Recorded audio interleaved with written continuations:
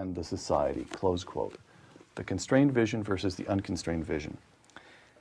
How is an informed American to choose between those two visions?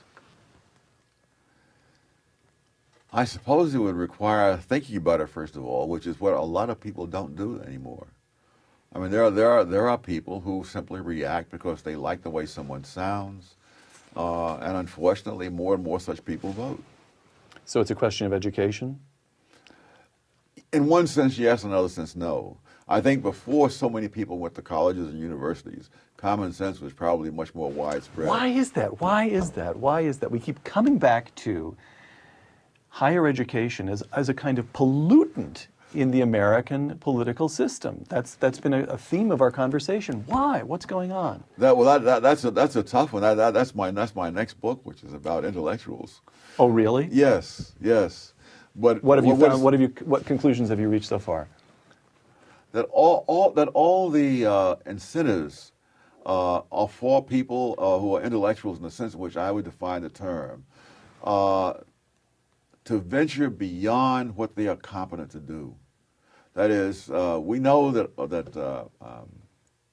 who's the man at MIT who's the linguist? Noam Chomsky. Oh, Noam Chomsky. We know the man is a landmark figure in the study of linguistics. Yes. But we would never have heard of him if he stuck to linguistics. True enough.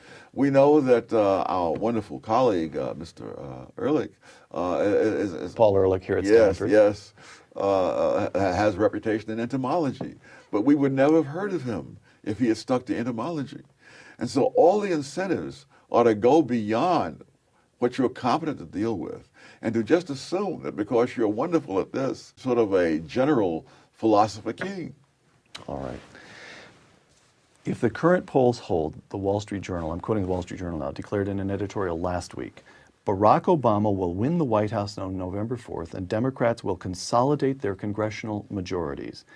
Though we doubt most Americans realize it, the journal continues, this would be one of the most profound political and ideological shifts in U.S. history, close quote. Would you agree with that? Absolutely. And the repercussions extend, the fact that they will create disasters in the economy, I think will pale by comparison to what they will do in terms of countries acquiring nuclear weapons and turning those over to terrorists, which is the point of no return once that happens. Right, right.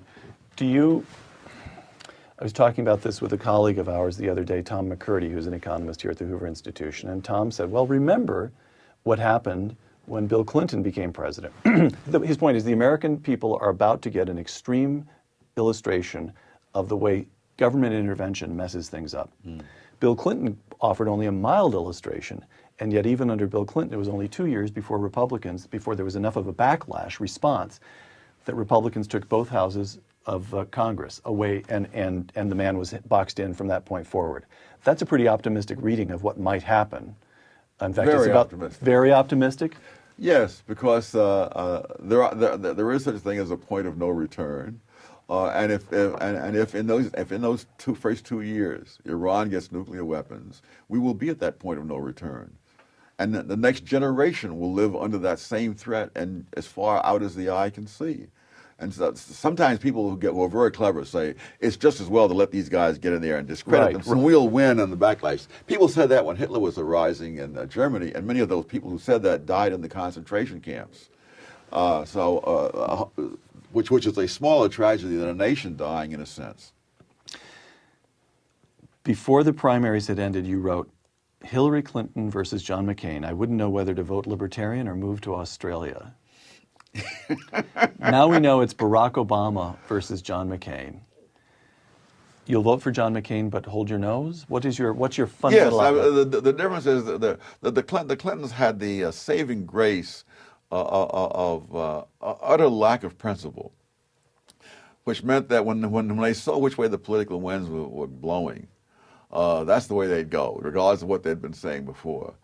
This man has been a far-left ideologue for 20 years, and not just a matter of ideology. I mean, people who are truly vile people. We're not talking about just people who have a certain theory. Bill Ayers. I mean, Acorn. I mean, we're talking thuggery as the way to get your ideas across. Father Flagel, you go down the list. And I judge people by what they've done, not by what they say, particularly when what they say is the direct opposite of what they've done. So that, no, I think this man really does believe that he can change the world. And people like that are infinitely more dangerous than mere crooked politicians. Final question. Let's